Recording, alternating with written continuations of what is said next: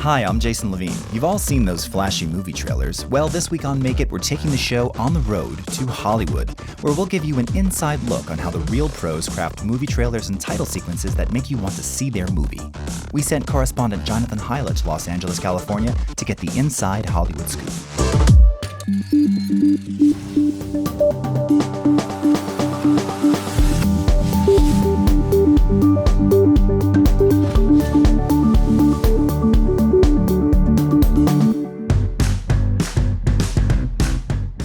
Hey, it's Hyla here at the world-famous Trailer Park Studios here in Hollywood, California, where they make some of the biggest trailers that you've seen.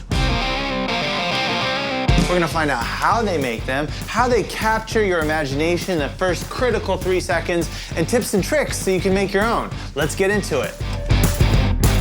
Matt Brubaker. Yes. Thank you for being on the show today. My pleasure. Tell us a little bit about Trailer Park and what you do here. Well, I'm president of the film division, and Trailer Park is an entertainment marketing firm that's been around since 1994. And as you can imagine, we make trailers, not the mobile home RVs, but more of the previews that you see before your films. But now we've broadened into every type of entertainment space, every type of marketing service you can imagine. Talk about some of your bigger trailers that people would know you guys from. This year we worked on Dunkirk, we worked on Wonder Woman, we've done Avengers, we've done Jurassic Park. The list goes on and on. Those are some big ones. I've heard of those films. Yeah. Best part of your job? Best part of the job is actually being in the Bay, creating something and figuring out a campaign. When it's kind of like the first cut, when you get a new movie in, when you watch it for the first time and you're like, okay, it's kind of creative soup. There's a lot more that goes into it than you would think. Like, people are like, oh, you guys just take the best pieces of a film and put it into the trailer. There's a lot more that goes into it. We do obviously hours and hours of cutting, but there's a lot of strategy, there's a lot of thinking. There's a lot of testing that goes into it. We get our direction from the studio, and then we build a trailer around that. And to get the trailer all the way to finishing, it goes through a lot of testing, and they know a lot of information about the movie and about the trailer before it actually finishes.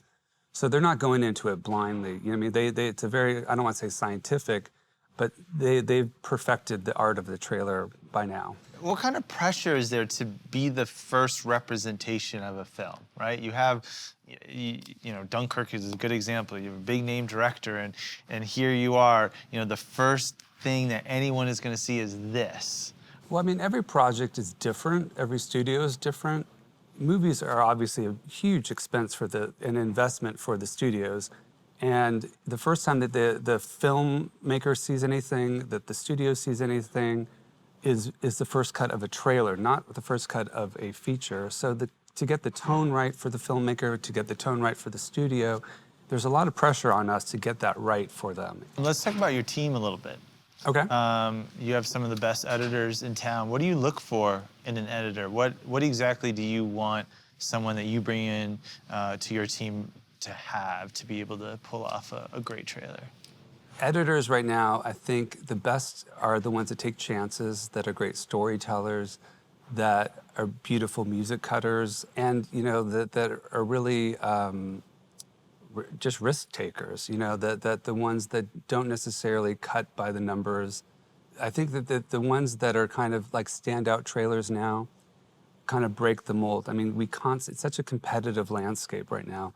And for a trailer to stand out and be effective, it kind of has to, like every time we have to outdo ourselves and find some kind of new way. I think if an editor is just constantly thinking of a way to break the video format and not resting on his laurels and not just doing a constant 2-minute 30 format of here's the opening, here's the middle, here's the ending, and just thinking outside, I hate using outside the box, but I'll say outside the timeline. I think that's what I'm looking for. And there's a lot of great, young talent, and we're constantly grooming them. A lot of my best editors I've groomed from assistant editors to my top talent. So you want your editor, especially at a first cut, you want them to kind of push the envelope and go a little crazy and then maybe dial it back? Is that, what do you want from a first pass edit? editing a trailer and producing a trailer, it's a collaborative process. It's a collaborative process between the editor and the producer. It's a collaborative process between, the vendor, us, and the studio, between the studio and the filmmaker. It really is something that we all kind of work together on and we kind of get the best product out of. So, when if an editor kind of goes a little too much to the right, we kind of work together to get something that's maybe a little bit more commercial, but yet could be still creative and effective.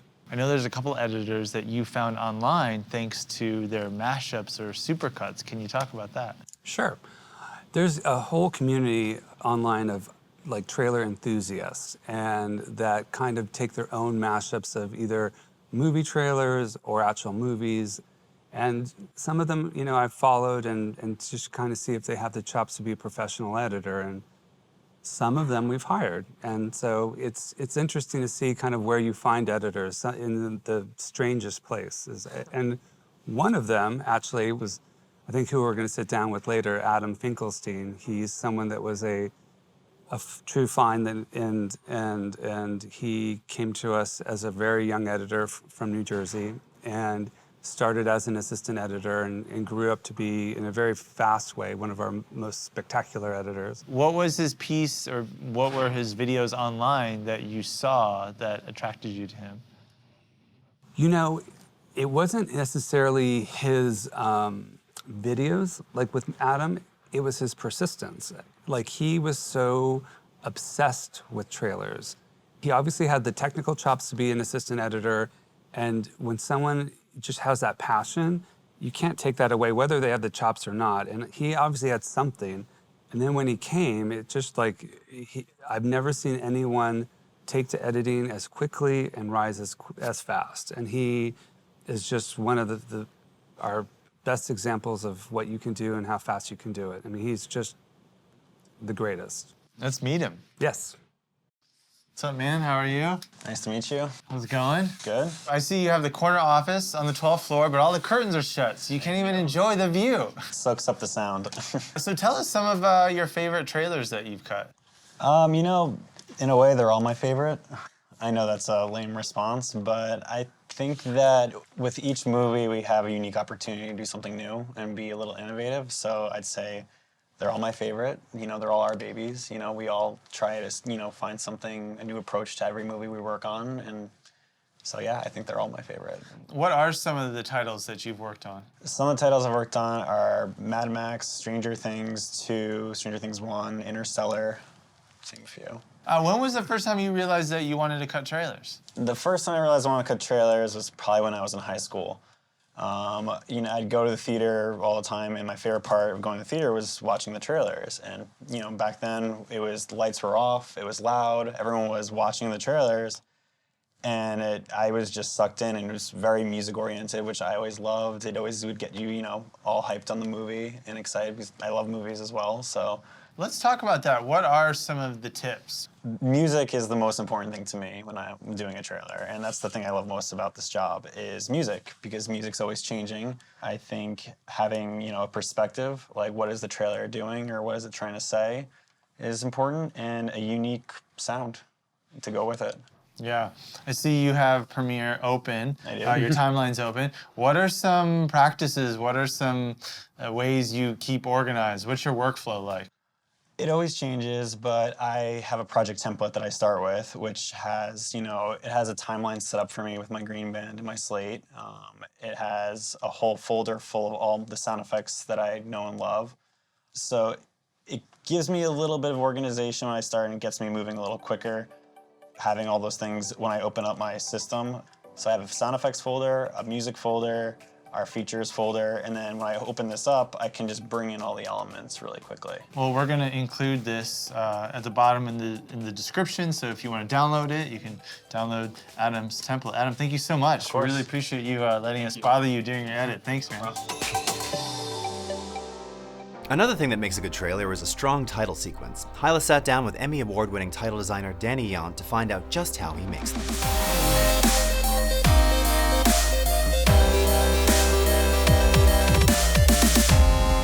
Hey, Hey guys, it's Hyla. We're here in Burbank with Danny Yount. How are you, sir? Good, how are you? How's it going? So, let's talk titles. What are some titles that people would recognize your work from? Tron, Oblivion, Blade Runner, just did Blade Runner. Did a memorial sequence for Only the Brave. A long time ago, I did one called 6 Feet Under. After that, I did like Kiss Kiss Bang Bang, did the Iron Man titles, things like that. When was the first time where you experienced titles becoming a thing, becoming a moment of entertainment as opposed to just something that you got through really fast to get to the, the main part? Well, for me personally, as a kid kind of trying to figure out my way into this business, I was kind of messing with this, new medium that we had, and then 7 came out, and I was like, oh my gosh, that thing is amazing because it was so visceral, right? Like what Fincher and Kyle Cooper had done was this thing that just became a real emotional ride. And I'm like, that's what I want to do.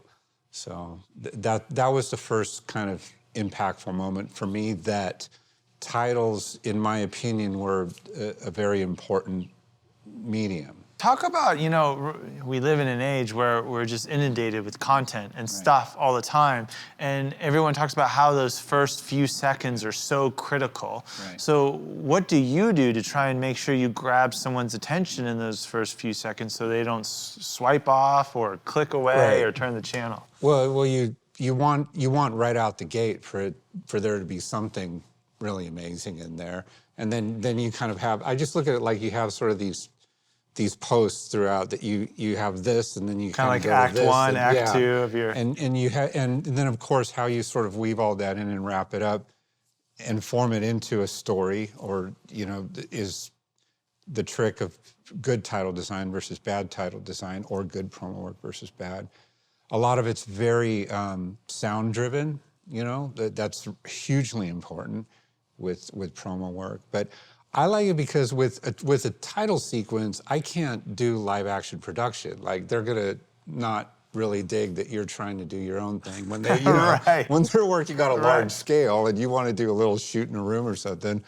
But with promo work, you have that opportunity to really kind of amplify the creative of that quite a bit. How do you know what you're making is good or not? This is gonna sound kind of silly, but I like to pull in like my son, or some friend of a family member, or like someone who you would never expect. Here's an example. Like I was doing my reel and I had this great, track. Like it was, I don't know, it was something like I Like It. Maybe not a lot of people. It was like Rage Against the Machine or something like that. But it worked. Like it was totally working with this thing. And I asked my wife, I go, like, what do you... She's like, chill on the Rage Against the Machine. Oh, and she's like, well, it's like anger. Why is your promo so angry? I don't want an angry promo. Your promo's yelling at people. So I had this other really goofy track that I loved, but I didn't know at all, like, what people would think of it. And I thought, what the heck, I'll just give it a try. And I started doing it, and it started working. And I'm like, and then for some reason, to a younger audience, like, they dug it. Like, they thought it was pretty cool, so... What I'm getting at here is that's why we need to invite people into the process. But we have to be smart enough to put on the filter, too, and know what answer are we looking for. Promoting yourself is never the easiest thing in the world. No. So talk about, putting that together and promoting yourself and saying, hey, look at me, I'm pretty good, hire me. Well, you have to have something good to work with. You should be very honest with yourself on what sucks. A reel is something, if you're going to do that, you have to be careful about the timing. If you go beyond 2 minutes or 2.5 minutes... No one's watching that long. Yeah, good luck if you even get to the end. Yeah. So how do you get them to the end? You make it interesting all the way through. And you set it up in a way where they just know there's going to be these surprises all the way down the road, up to the very end. So when you're looking at other people's reels, what are you looking for specifically? What stands out to you and says, okay, this person's got some talent, I should work with them? A sensitivity. A good designer, if he has done his job right, he's made work that isn't just visual and beautiful and clever. It's something that really resonates emotionally, like it says something, or it points you to something, or I mean, I get it as excited about something that's really beautifully crafted in 3D as I do about just good airport signage, because it, you know what I mean? Because it works. Yeah. And why does it work? Because you get it right away. You don't have to think about it. Yeah, and you're not freaking out and stressing out, or with, you know, really beautiful work. How many pieces have you seen that are incredible and amazing, but you're just like, what does this mean? And why am I, Right. you get bored. Like, good design is a conversation. It's something that engages you and wants you to think, but also just kind of leads you along this path. Yeah, it's like telling a story Right. in your reel. Right, so the answer to the question is, it doesn't matter how technically skilled you are. It doesn't matter how much you can pack into a scene. It doesn't matter how many plugins you've used. What you need to focus on as a designer is the end goal. Like, what is it that this thing is supposed to do for somebody? Because ultimately, if you don't get the emotions of someone, it doesn't really matter that much. It'll be forgotten a year later or a month later. This is Danny Yount. Thank you so much for coming on the show. Appreciate it. Thanks for having me.